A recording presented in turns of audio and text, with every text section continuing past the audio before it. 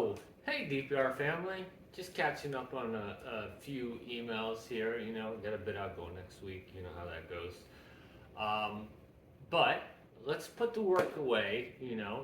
The office work away from right now, and I'm gonna take a few minutes out of my busy Sunday day, being as basic as I possibly can be with a Starbucks holiday latte. But I would like to share with you something that's pretty simple, a nice, fairly affordable home improvement upgrade that you can do yourself. Uh, don't be intimidated. A lot of people are intimidated by electricity, but I'm going to show you how to do it safely and easily. And if you ever have any questions, you can always come to me. So let's get into our PPE gear, and we're ready.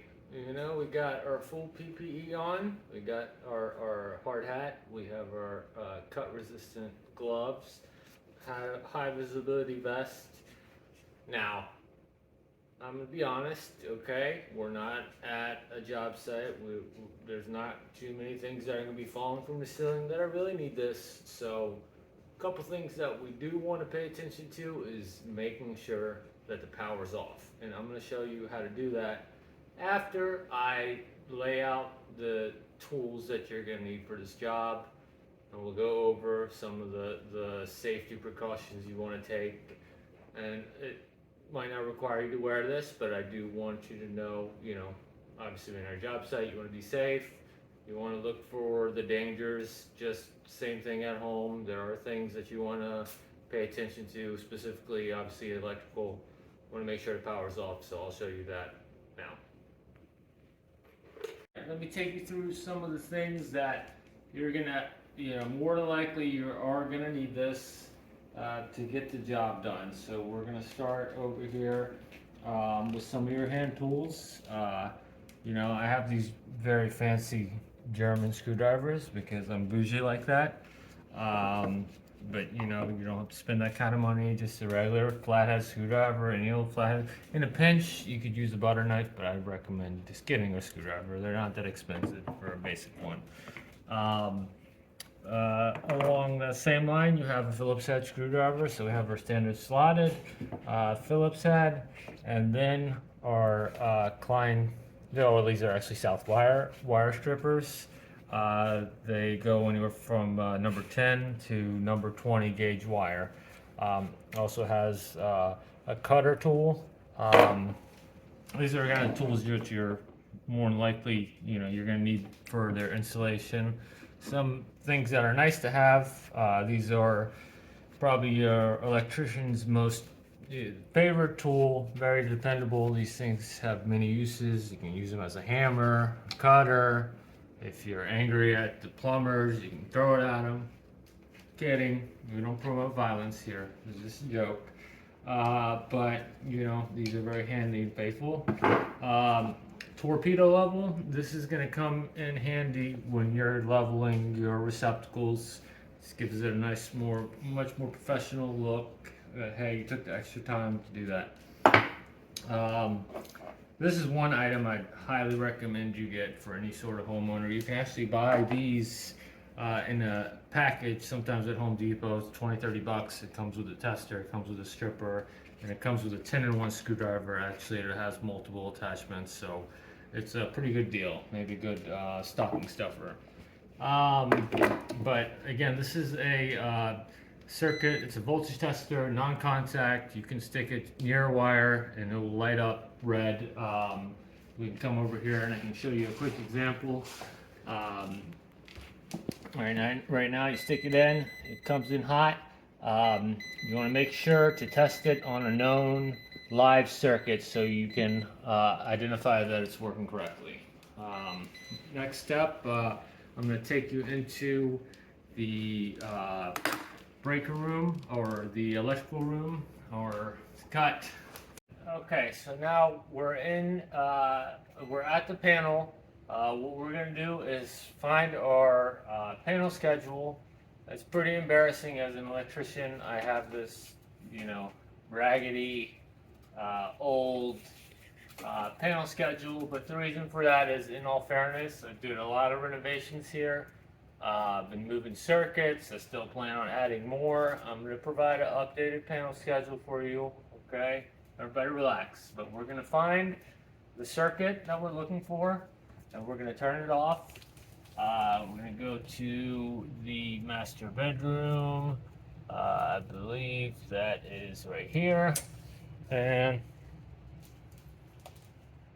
I have a couple different options here. So this is the non-contact voltage tester that I recommend any homeowner has.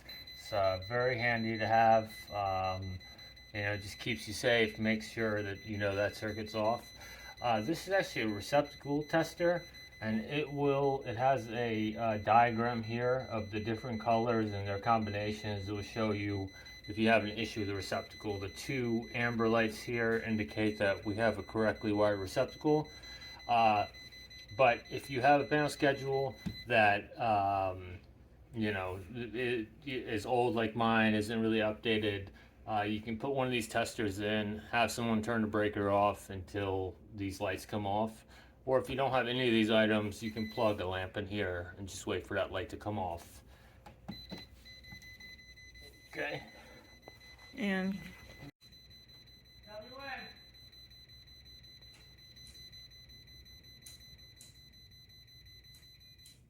yep. As you can see, the lights have gone off. If we plug, our receptacle tester in, our circuit tester. So this is a little sensitive. When you hit it, it's going to light up, but that's nothing to be concerned about. What you want is it to be sitting in there by itself, nobody touching it. And again, you could plug something in. Obviously, if you don't have power, right now you're in good shape.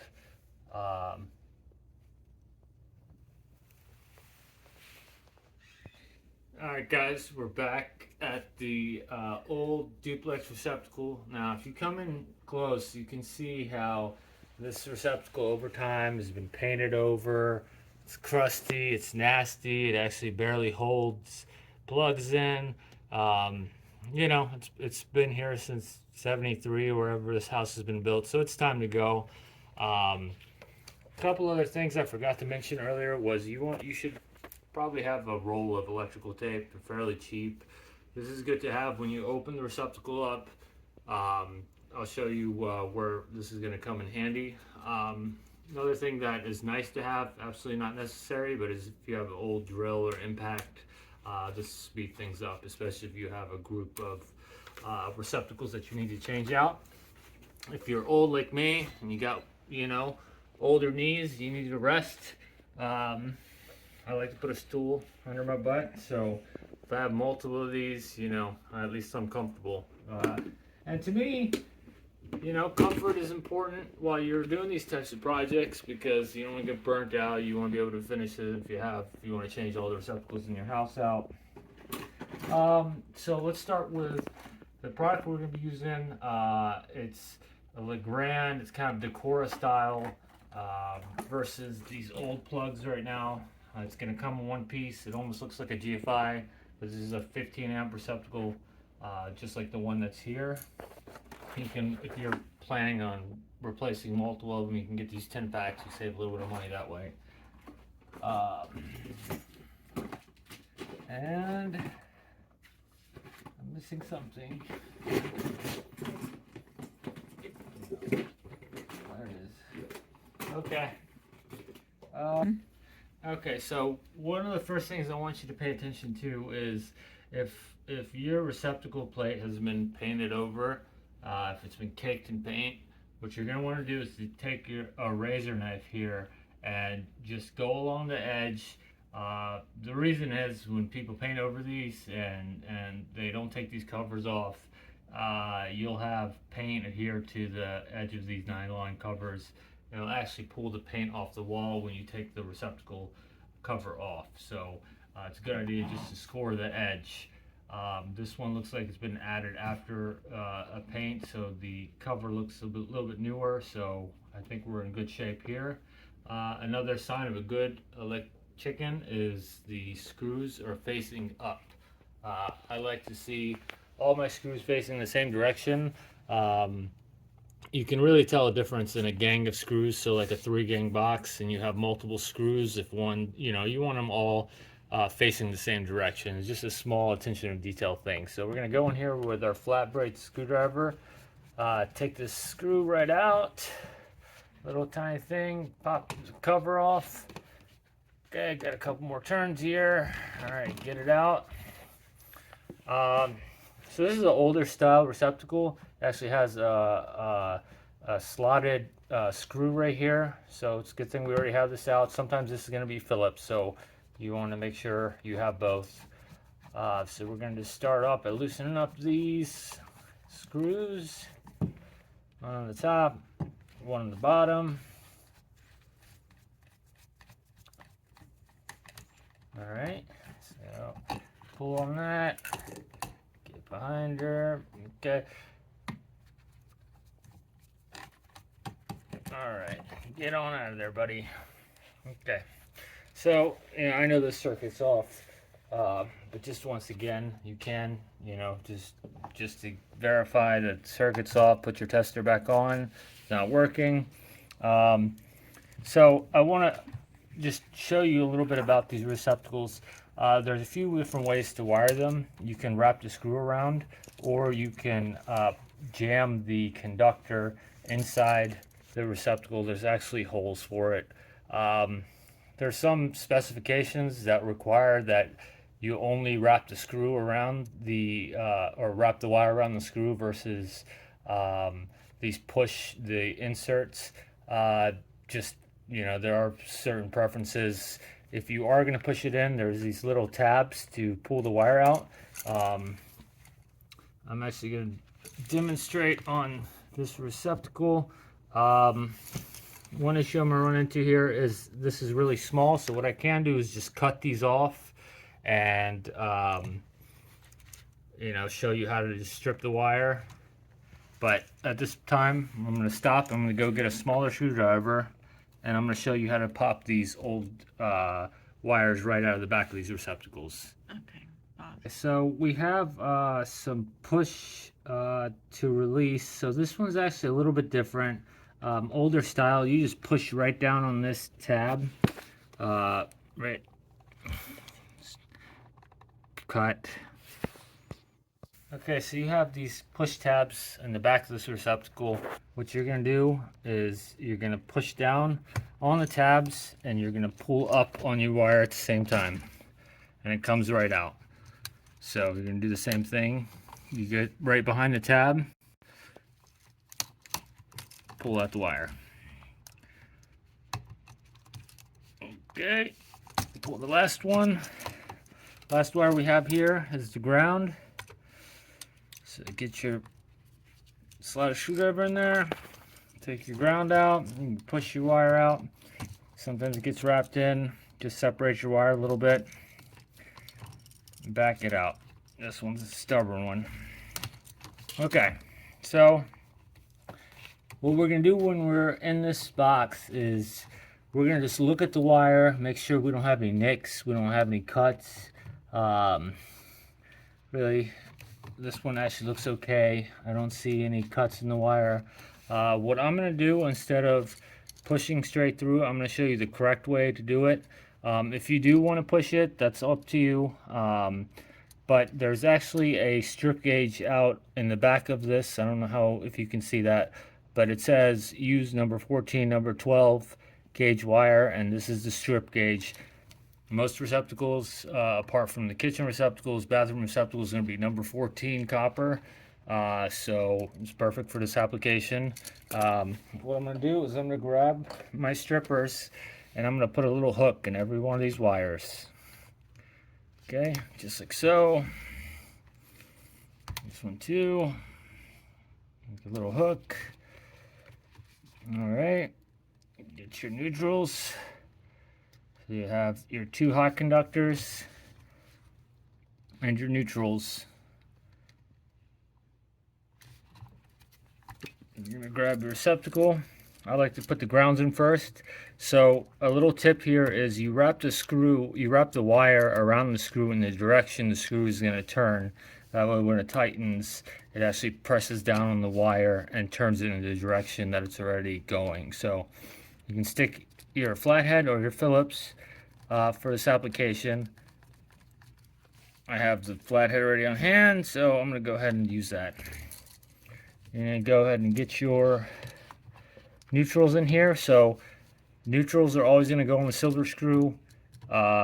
The hots are going to always come on your brass colored screws here, or your gold colored screws. So put our wires in, again the direction that we're turning the screw. Push it back in, get your screwdriver, tighten up. Alright, now you don't want to like torque down on this, you don't want to put the 200-pound gorilla behind the screw. It's, you're screwing it into, there's brass and copper, and this is, you don't need to torque it down so much. You just want to make sure it's snug and it doesn't move. You can give the wires a tug, make sure they don't move, but again, you don't want to over tighten it. Turn around, do these, put them both in there. All right, get your screwdriver out. All right, so last screw in. All right, now we got this in. Everything looks tight. You can give it another tug. Everything looks good. I'm gonna push this receptacle back. I like to fold the wires so it kind of compresses back evenly and keeps the receptacle from being angled in a certain way. So another thing to consider is these are called dog ears on the receptacle. If I have my receptacle is pushed too far, or my receptacle box is too far pushed back, which looks to be the case possibly on the bottom one, I can actually bend these ears back and have them press up against the wall to stabilize my receptacle. We'll see how this one goes.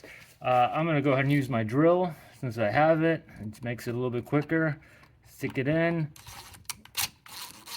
Get your screw going. Put the top one in. Put the bottom one in. Okay. So here's where it gets a little bit different in the case of these screwless receptacle covers. You don't want to completely tighten this down because you need a place for this bracket which installs on this receptacle. You need enough room for it to press up against the wall, so you tighten these screws down, these little tiny screws right here, so you can get your Phillips out. You tighten these down. Again, this is plastic, so you don't need to like torque down on it. Put these in to your receptacle. Okay, so once that is tight enough against the wall, you just let it get snug. You go back into your previous receptacle screws, the actual screws that hold the receptacle, back until you see that this is lining up flat with the wall. Okay, so basically at this point, you're done. You want to just make sure everything's snug. I like to take, if you have one of these receptacle testers, you can put it in here and you can kind of guide the receptacle in, make sure it's nice and straight. Now, for my OCDs, if you got OCD, you want to make sure everything's nice and straight. You can put your torpedo level on it. We've got some shadows going on right here, so it might be hard to see on camera, but I'm going to adjust this until I'm nice and straight. Final piece is you're done. You grab your trimless cover. Sometimes they have these slots out here on the bottom so you can pull the receptacle cover off, but essentially you have this bracket that goes on and you snap this receptacle right into place and you're done. Have any questions, feel free to ask. Thing just wanted to show you was we want to come back and test this to make sure it's working. You can look on this chart here. We have the correct orientation. We have no open neutrals or open grounds or open hots or anything crazy like that, so we're in good shape. Another way obviously to test is plug in a lamp, make sure it works. Everything looks good. Nice upgrade over the old I mean, you tell me which one you would rather have here. Right? Okay, signing off.